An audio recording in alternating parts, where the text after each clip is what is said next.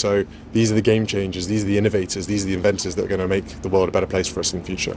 Prince William has just made a shocking announcement about Queen Camilla, and the entire royal family is in disbelief. What did he say that has left royal watchers stunned, and how will King Charles and Camilla respond? With tensions already sky high inside the monarchy, this revelation could change everything. Is it the first clear sign of a major power shift within the House of Windsor? Stay tuned as we unpack every jaw-dropping detail of this royal bombshell. It all began with a single startling decision. Prince William, heir to the throne, announced that every member of Queen Camilla's birth family would be stripped of honorary roles and financial privileges within the royal household. Overnight, invitations vanished, contracts dissolved, and a handful of long familiar faces suddenly found themselves on the outside of palace walls, looking in. To understand why the prince acted with such focused intensity, we have to travel back through decades of secrecy, resentment, and quietly building resolve inside the House of Windsor. Camilla's path to the crown has always been paved with controversy. She was once known to the British tabloids as the other woman, the hidden companion who cast a shadow over Prince Charles and Princess Diana's legendary romance. Millions watched in real time as the affair broke hearts, damaged reputations, and contributed to a divorce that splintered the monarchy's public image. Diana's death in 1997 froze that heartbreak in the national memory and locked Camilla into a narrative she has tried to escape ever since. From the outside, it appeared she succeeded. Strategic philanthropy, tireless public engagements, and a PR campaign worth millions gradually softened her image. By the time Charles finally became king, Camilla's title of queen consort seemed almost inevitable. Yet for William, the wounds never healed. He carries the echoes of paparazzi flashes, the whispers of betrayal that surrounded his mother, and the memory of funeral crowds lining the mall while he walked behind Diana's coffin. Those memories shape every instinct he has about protecting the crown and protecting his family. The catalyst for William's announcement arrived during preparations for the Sandringham Christmas Walk, a tradition cherished by royal watchers and photographers alike. The guest list is normally restricted to blood royals, an unspoken boundary that underscores lineage and continuity. Behind closed doors, Camilla suggested inviting her eldest son, renowned food critic Tom Parker Bowles, to join the public procession. Palace aides were stunned. They knew that allowing a non-royal to appear beside William, Kate, and their children would redraw a line that has held firm for generations. Word reached Princess Anne first. Steely and uncompromising, Anne warned her nephew that precedent once broken could never be rewound. Together, they approached King Charles, who was undergoing cancer treatment and delegating more day-to-day duties to his eldest son. Charles, weary and focused on recovery, declined to make a ruling. The decision fell squarely on William's shoulders, and the prince responded with clarity. The answer was no. But the story didn't end with a polite refusal. William's advisors uncovered paperwork showing that Camilla's sister, Annabel Elliot, had quietly retained a lucrative interior design contract with the Duchy of Cornwall, an estate now under William's authority, long after her services were supposedly completed. They also found draft proposals to hire Camilla's nephew as a heritage consultant, and rumors of future roles for her grandchildren in palace charities. What looked like isolated favors suddenly formed a mosaic of ambition. The prince convened an emergency meeting at Kensington Palace. In attendance were legal counsel, senior courtiers, and Princess Anne via a secure video link from Gatcombe Park. Over 2 tense hours, they mapped Camilla's family connections, their current positions, and the financial trails leading back to royal accounts. When the meeting adjourned, William authorized a sweeping reform. Effective immediately, only blood royals or spouses of the monarch's children would hold salaried roles funded by the crown. Every exception was revoked on the spot. Within 48 hours, the reforms hit the press. Headlines screamed of Windsor Civil War, William versus Camilla, and Queen Consort's family ousted. Commentators speculated whether the king had blessed the move or been blindsided. Some courtiers briefed journalists that William was merely executing his father's long-stated wish to slim down the monarchy. Others hinted the king felt betrayed. Whichever version you believe, the optics were unmistakable. William stood as guardian of tradition, Camilla as challenger. Public reaction was immediate and intense. On social media, younger Britons hailed William for protecting Grand's legacy, a reference to Diana. Older monarchists praised his resolve to maintain dignity. Meanwhile, defenders of Camilla insisted she had earned her position through decades of duty and deserved the right to integrate her relatives. Talk radio switchboards lit up pubs buzzed, and late-night hosts gleefully dissected the palace drama. Behind palace gates, relationships frayed. Charles, eager to avoid turmoil during treatment, pleaded for compromise. William refused, arguing that compromise now would mean chaos later, especially for his children George, Charlotte, and Louis. He was adamant that the next generation must inherit a monarchy free from the accusations of favoritism that plagued the past. Camilla, sources say, felt devastated yet determined. She pointed to the 100-plus charities she supports, arguing that her relatives had skills the crown should use. But her protests gained little traction. The prince's decree was already law. Anne doubled down, privately advising Camilla to stand down gracefully and remember your duty, not your desires. While the press focused on family drama, constitutional experts highlighted a quieter shift. William was exercising quasi-regal authority well before ascending the throne. By asserting control over royal finances and personnel, he signaled a new guardrail around the crown, one that even a queen consort must respect. Opponents, however, questioned William's motives. Was this truly about protecting the Windsor line, or about settling old emotional scores? After all, his mother's legacy looms large, and Camilla's rise to power still divides opinion. Whatever the psychology, the outcome was undeniable. The prince reasserted bloodline supremacy in the 21st century. Yet another subplot fueled the fire. Reporters uncovered chatter that Camilla hoped to arrange social meetings between her teenage granddaughter and Prince George in future years, potentially forging a link that would merge her lineage with the direct line of succession. Royal aides dismissed the speculation as nonsense, but the rumor alone intensified public scrutiny. Meanwhile, William's popularity surged. Pollsters recorded a 5-point bounce in approval ratings, with respondents citing decisive leadership as the reason. Monarchists, who once viewed Camilla's rehabilitation as complete, now whispered doubts, and petitions urging King Charles to abdicate in favor of his son circulated online. Internationally, Commonwealth leaders watched carefully. Some applauded William's firmness. Others wondered whether the monarchy could survive another family feud so soon after Harry and Meghan's exit. Buckingham Palace released a terse statement emphasizing unity, yet the silence from Camilla's private office spoke volumes. Inside Clarence House, Camilla regrouped. She canceled 2 public engagements citing logistical changes and retreated to Ray Mill House, her private residence in Wiltshire. Loyal friends claimed she was heartbroken, while critics argued she was strategizing her next move. Either way, the narrative had shifted. Camilla's influence was shrinking.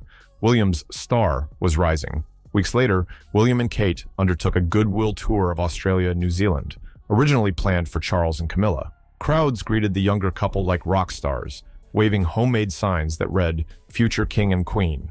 Media coverage of the tour drowned out lingering debate over Camilla's family, giving William the public validation he needed. With momentum on his side, William quietly initiated further reforms. He ordered a comprehensive audit of all royal patronages, demanding clear metrics to justify continued involvement. Organizations that couldn't demonstrate impact risked losing royal support, a move designed to modernize the crown's charitable footprint and silence critics who accuse royals of ribbon cutting without results. At the same time, he met privately with Prince Harry in California. Sources suggest the brothers discussed a mutual commitment to shielding their children from palace intrigue. While no public reconciliation was announced, insiders hinted that Harry respected William's stance against external manipulation of the family line, an unexpected twist in a saga defined by division. Camilla resurfaced at the state opening of Parliament, poised and smiling, yet noticeably subdued. Observers noted that her speech contained an unusually extensive pledge of allegiance to the enduring strength of our ancient institutions. Some read it as a veiled admission that she would abide by the prince's new boundaries. Of course, palace dramas seldom close with a single act. Marriages, births, and unforeseen crises can upend even the most carefully drawn plans. But for now, the message rings clear. In the battle for the monarchy's future, Prince William has taken command. That message echoes through history. Queen Victoria's uncles nearly bankrupted the crown through pensions for mistresses and illegitimate offspring. George VI battled factions determined to undermine his shy nature. By asserting control early, William may be averting future headlines of scandal and excess. Yet no safeguard comes without political cost. Some MPs already question whether the prince's assertiveness oversteps constitutional convention. Constitutional scholars disagree. They argue that in the absence of a written constitution, Precedent is the monarchy's glue, and William is merely updating precedent for an age defined by forensic media scrutiny. He is not altering succession, one academic observed on the BBC, but preserving its credibility. Amid the swirling commentary, the human consequences play out quietly. Staff loyal to Annabel Elliott file for redundancy packages. Footmen accustomed to serving Camilla's cousins prepare new seating charts. Charity directors who banked on Parker Bowles' patronage scramble to secure replacement ambassadors. In the gilded bubble of royal life, small changes reverberate like thunder. Camilla's personal heartbreak is genuine, friends insist. She telephones her sister daily, apologizing for the unwanted spotlight. She weeps over photo albums of family gatherings now unlikely to recur at Balmoral. Yet she remains determined to prove her worth through public duty. Courtiers speculate that she will double her schedule of hospital visits and literacy campaigns, a strategy reminiscent of the Queen Mother's wartime morale tours. Service heals, an aide confided. She believes work will redeem perception. Whether that trust can be recaptured remains uncertain. Unlike the era of print tabloids, today's information sphere is instant, borderless, and unforgiving. A single smartphone video of Camilla appearing aloof could reignite old narratives. Conversely, a candid clip of William comforting a schoolchild can reroute global opinion within minutes. Yet, amid the drama, a quieter revolution advances. William has authorized a digital transparency portal that will publish quarterly spending reports for all working royals. Salaries, travel costs, and project outcomes will be searchable online, a seismic departure from centuries of opacity. The prince hopes this openness will inoculate the crown against future accusations of excess and perhaps placate taxpayers wary of privilege. Across the Commonwealth, leaders grant cautious praise. Canada's Prime Minister lauds the Transparency Initiative. New Zealand Republicans concede that a modern monarchy is harder to dismiss. Caribbean nations contemplating independence factor William's reforms into their debates. Quietly, foreign offices place bets on how a streamlined crown might recalibrate Britain's soft power. As spring approaches, preparations for trooping the color take shape. Rumor has it Camilla will ride in a carriage behind the main royal procession rather than alongside the Prince of Wales. Protocol experts say seating plans signal hierarchies more than any speech ever could. For William, it's another subtle reminder that roles, titles, and privileges flow from the crown, not from marital bargaining chips. Back at Kensington Palace, the prince records a rare podcast interview. In it, he speaks of legacy, mental health, and the lessons his mother taught him about empathy and courage. Listeners note the gentle yet unmistakable firmness in his voice when he says, "The monarchy endures because it evolves, but we must evolve with honor." Through everything, one image endures. Prince William standing outside St. Mary Magdalene Church on Christmas morning, shaking hands with well-wishers, his young children at his side. Camilla, farther back, smiles graciously, but keeps a respectful distance. The dynamic is clear, the future path even clearer. History is written in moments like these, moments when individuals choose principle over comfort, duty over diplomacy, and the interests of a nation over the ease of family harmony. William has made his choice. The crown will survive the cost. But the intensity of William's position did not emerge overnight. Palace insiders say the prince spent months consulting with historians, constitutional advisors, and even crisis management specialists before announcing the purge. In lengthy after-dinner sessions at Windsor, he pored over dusty volumes detailing how minor favors granted by George IV and Edward VII mushroomed into scandals that weakened the throne. One anecdote, describing how court sinecures handed to mistresses culminated in parliamentary censure, struck him so forcefully he reportedly underlined it twice in red ink. Kate, ever strategic, encouraged her husband to adopt a simple mantra: protect the crown, protect the country, protect our children. Those 3 lines became the quiet creed that guided every draft memo and midnight phone call leading to the final decision. Colleagues describe William's style as calm yet relentless. A flurry of data requests in the morning, a volley of pointed questions by lunch, and an evening wrap-up concluding only when every loose thread was knotted. Even Camilla's advocates concede that momentum was against them. A new generation of taxpayers raised on transparency apps and real-time budget trackers find secret patronage archaic. When William's team commissioned a private survey, 72% of respondents said they expected the monarchy to prove fiscal fairness down to the last pound, and half believed the royal family should publish the same disclosures required of MPs. Those numbers hardened William's resolve. Meanwhile, global media kept a watchful eye. In New York, network anchors exposed footage of Harry and Meghan's Netflix revelations, with stills of Camilla waving from gilded carriages. In Sydney, talkback callers debated whether a pared-down British monarchy might actually delay Australia's republic push. Every narrative strand pointed to the same thesis: adapt visibly or risk irrelevance. The pensioners who lined the mall for big occasions noticed too. "If William says it's right, that's enough for me," an 80-year-old veteran told a local reporter, clutching a faded photograph of Princess Diana.